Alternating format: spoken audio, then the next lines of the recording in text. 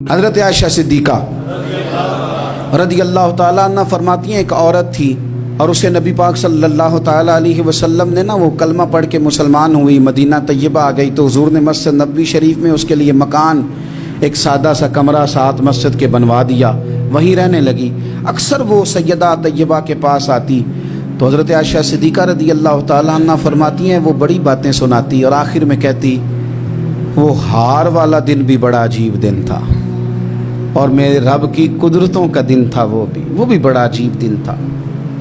سیدہ عائشہ صدیقہ رضی اللہ تعالیٰ عنہ ایک دن فرمانے لگی کہ تو ہار والے دن کا بڑا ذکر کرتی ہے، وہ کیا دن تھا؟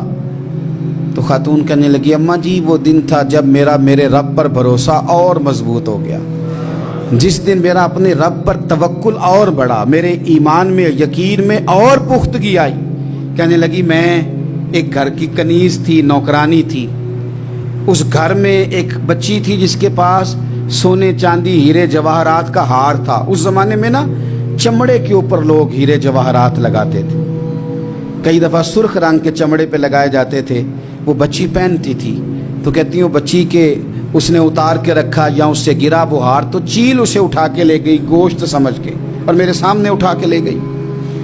گھر والوں نے مجھ سے پوچھا، یہ بخاری میں موجود ہے، گھر والوں نے پوچھا مجھ سے کہ وہ ہار کہاں ہے تو میں نے کہا چیل اٹھا کے لے گئی۔ گھر میں کچھ چوری ہو جائے تو سب سے پہلا الزام کس پہ لگتا ہے؟ ملازمین پہ۔ کہتے انہوں نے مجھے بڑا مارا، بڑی تکلیف تھی، حتیٰ کہ میری شرمگاہ تک کی تلاشی، میری عزت اتنی خراب کی میں بتا نہیں سکتی۔ میں نے اپنی زندگی میں ایک واقعہ دیکھا، ایک امیر گھر میں چوری ہو گئی، ملازم کو اتنا مارا کہ وہ چارپائی پہ پڑ گیا، پولیس والوں سے اتنی مار پروائی گئی کہ وہ بیچارہ چارپائی پہ پڑ گیا اور پھر وہ اتنا بیمار ہوا، کچھ دنوں کے بعد پتہ چل گیا کہ چور تو اپنا بیٹا ہے ان کا، پھر اس کا انتقال ہو گیا۔ اب وہ سیٹھ صاحب اور گھر والے آ کے مرنے والے کے کان میں معافیاں مانگ رہے ہیں، کان میں۔ تو میں نے ان سے پھر کہا تھا کہ یہ تو اب چلا گیا ہے، تمہارا زور چلتا تھا نا تو تم نے قانون خریدا اور تم نے اسے جتنا ہو سکا تم نے اسے مار پڑوائی، تمہارے پاس جو عدالتیں تھی تم نے وہاں کارروائی کی، اب ایک عدالت قیامت کے دن لگے گی۔ یہ کمزور تھا نا، کچھ کر نہیں سکا۔ میرے نبی پاک صلی اللہ علیہ وسلم نے فرمایا سن لو، اگر سینگ والی بکری نے بغیر سینگ والی بکری کو تکلیف دی ہوگی نا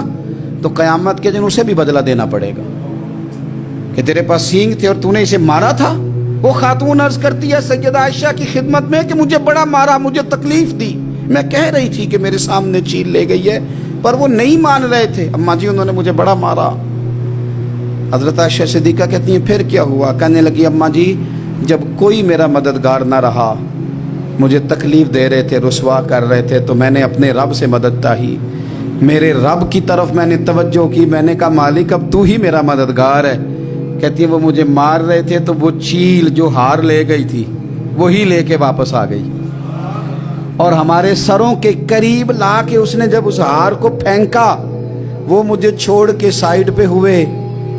وہ میری بے گناہی جان گئے، لیکن آپ کو بتاؤں اس دن سے میرا اپنے رب پر یقین اور بڑھ گیا۔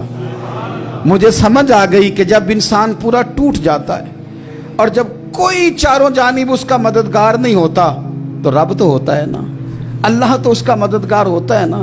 وہ تو پھر اپنے اس بندے کی مدد کرتا ہے نا، پھر وہ تو توانائی دیتا ہے نا، وہ تنہا نہیں چھوڑتا، وہ تو آنسوؤں والوں کے آنسوؤں پہ بڑا کرم فرماتا ہے، وہ تو قسم پرسی میں آ جاتا ہے، اس کی رحمت بڑھ کے استقبال کر لیتی۔